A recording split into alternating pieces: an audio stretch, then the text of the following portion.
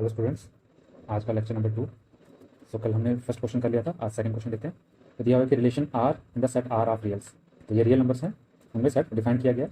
सो इस रिलेशन को बताना है सेट ऑफ रियल्स पे, नाइदर रिफ्लेक्सिव सिमेट्रिक और ट्रांसफर। ये जो दिया है इसको अगर मैं लिखूँ तो ये दिया हुआ है A is less than equal to B square, ठीक है, रेस्ट पावर टू। चलिए करते हैं इसको सॉल्व। सो स्टार्टिंग में मैंने बताया था आपको कैसे लिखना है। Here R is equal to a B such that A is less than equal to B का स्क्वायर, डिफाइंड ऑन रियल्स, ठीक है। सो बताना है ना रिफ्लेक्सिव है, ना सिमेट्रिक है, ना ट्रांसिटिव है। So R is not reflexive because for A is equal to 0.1 A does not belongs to R, ठीक है। अब मैं छोटा सा डिफरेंस बताना चाहता हूँ। ये जो रियल्स है इसके आर को ऐसे डिनोट करते हैं, ठीक है, और जो रिलेशन वाला आर है वो ऐसे डिनोट करते हैं, ठीक है। तो ये जो आर है ये वाला, ये रिलेशन वाला आर है। क्यों? क्योंकि आपको मालूम है, बिकॉज क्यों ए, अगर ए 0.1 लूँ तो उसका स्केयर कितना होगा 0.01, जो कि छोटा होता है ना कि बड़ा। तो हमें रिलेशन के लिए A less than equal to A square चाहिए था, लेकिन इस ए इज इक्वल टू 0.1 के लिए ये कंडीशन ट्रू नहीं है, तो इसलिए रिफ्लेक्सिव नहीं। और is not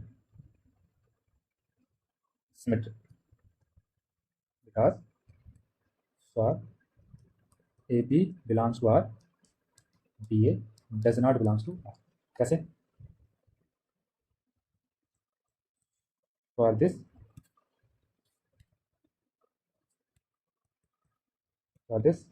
let A is equal to 1 and B is equal to 2, ठीक है। So A is less than equal to B square, but B is not less than equal to A square. अगर relation establish होना चाहिए था तो B भी less than equal to A square आना चाहिए था, जो कि नहीं आया, इसका मतलब सिमेट्रिक नहीं। अब ट्रांसिटिव के लिए आर इज नॉट ट्रांसिटिव, ठीक है। तो इसके लिए क्या करेंगे? फॉर दिस बिकॉज फॉर, तो ए की वैल्यू अगर मैं 4 ले लूँ, बी की वैल्यू मैं 2 ले लूँ और सी की वैल्यू 1.5 ले लूँ, तो क्या होगा? So for A is less than equal to B square comma b is less than equal to c square. मुझे मैं रफ में यहाँ पे करता हूँ। तो 4 हमेशा लेस देन इक्वल टू होगा 2 का स्केयर, जो कि 4 के बराबर आता है, और 2 हमेशा लेस देन इक्वल टू होगा 1.5 का स्केयर, जो कि होता है 2.25, ठीक है। इससे छोटा होगा। लेकिन आप मुझे बताओ 4 का भी लेस देन इक्वल टू होगा 1.5 का स्केयर, जो कि 2.25 होता है, तो 4 लेस देन नहीं होता, ठीक है। इसका मतलब but A is not less than equal to C, यही हो जाएगा।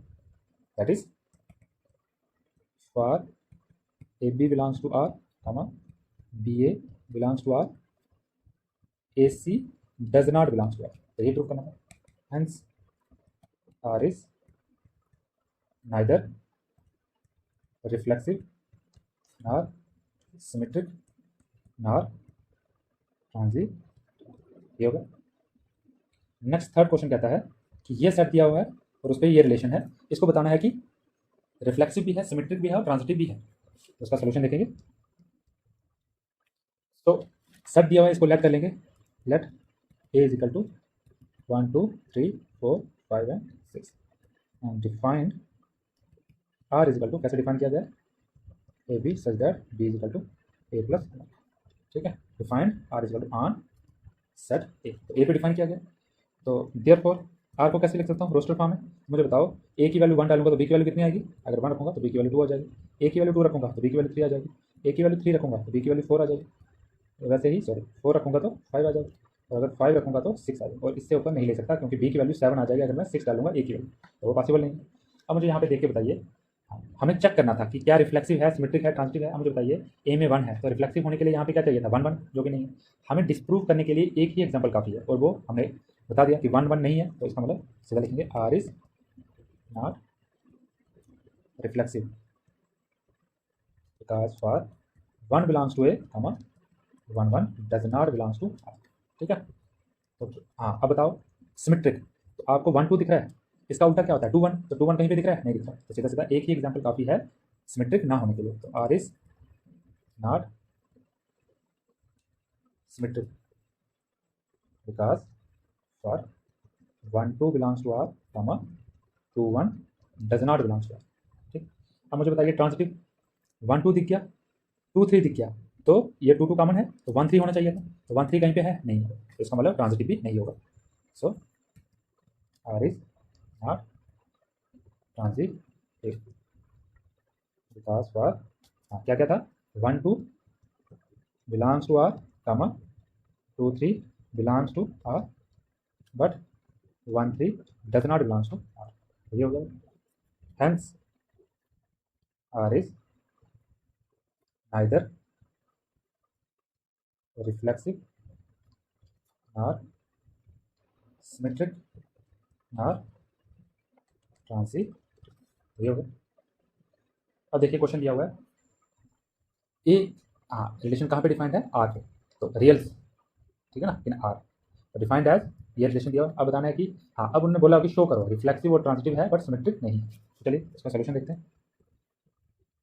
Here defined R is equal to कैसे A B such that A is less than equal to B over, यहाँ लिखो ओवर सेट ऑफ रियल्स, जो कि हम ये वाले आर से डिनोट करते हैं। सो कैसे बताएंगे आर इज रिफ्लेक्सिव, क्या रीजन देंगे because for R A belongs to reals और ए बिलोंग्स टू आर, ये रिलेशन वाला है, ठीक है ना। और इसका रीजन क्या देंगे because A is always less than equal to A, भाई ए के बराबर होता है, लेस देन तो नहीं होगा लेकिन बराबर तो होगा, तो ये वाला कंडीशन सेटिस्फाई करेगा हर बार। Second R is not symmetric, ठीक है, एक ही एग्जांपल काफी है इसको डिस्प्रूव करने के लिए, तो मैंने बोला not because for A is equal to 1 and B is equal to 2, A is less than equal to B but B is not less than equal to A, ठीक है, that is for A B belongs to R B A does not belongs to, ठीक। अब transitive के लिए so R is transitive because for A B belongs to R comma B A belongs to R A C belongs to R for every A comma B comma C belongs to reals, ठीक है। अब check कर सकते हैं that is a is, ऐसे लिख देंगे that is for, हाँ अगर आपको मालूम हो कि A less than equal to some B है and B is less than equal to some C हो, तो हम कह सकते हैं then A is less than equal to C, ये कह सकते हैं, ठीक है। तो ये हो गया हमारा फोर्थ क्वेश्चन। अब आ जाएंगे हमारा फिफ्थ क्वेश्चन। तो फिफ्थ क्वेश्चन में देखिए जो हमने सेकंड क्वेश्चन किया वैसा ही है, लेकिन डिफाइंड है A is less than equal to B का क्यूब, हाँ ठीक है, रेज टू पावर 3 है। तो अब बताना है कि इज, हाँ चेक वेदर, हमें खुद से बताना है, तो सीधा सीधा वही लॉजिक लगेगा जो सेकंड क्वेश्चन में है। सबसे पहले करेंगे here define R is equal to such that A is less than equal to B cube over set of reals R, ठीक है। सो सीधा सीधा लिख रहा हूँ आर इज नॉट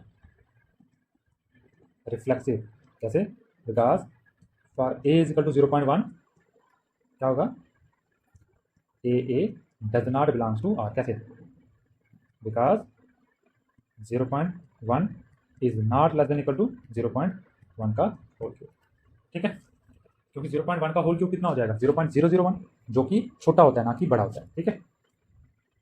हाँ तो आर इज सिमेट्रिक, सिमेट्रिक हो सकता है नहीं हो सकता, ये तो बिल्कुल सिंपल है, R is not symmetric because for A is equal to 1 रख लो, बी इज इक्वल टू 2 रख लो, ठीक है ना। A is less than equal to B का क्यूब, ये तो पॉसिबल है भाई, 1 is less than equal to 2 का cube, but B is not less than equal to A का क्यूब, ठीक है, तो बी नहीं होगा, ठीक है।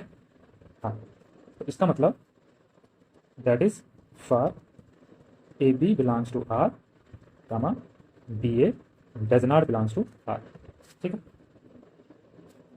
नेक्स्ट है ट्रांजिटिव का, तो आर इज, कैसे मालूम चलता है भाई, ये प्रैक्टिस है थोड़ी सी, ठीक है ना। R is not transitive because मैंने बोला अगर आपको डिस्प्रूव कराना है तो आपके पास एक ही एग्जाम्पल काफ़ी है, ठीक है, उसको डिस्प्रूव कराने के लिए। Because for A is equal to 4 ले लिया, बी इज इक्वल टू 2 ले लिया, सी इज इक्वल टू 1.3 ले लिया, तो मुझे बताइए हाँ अगर मैं ऐसे करूँगा then A is less than equal to B का क्यूब, क्यों 4 is less than equal to, इसका क्यूब करूँगा 8 आएगा, तो ठीक है।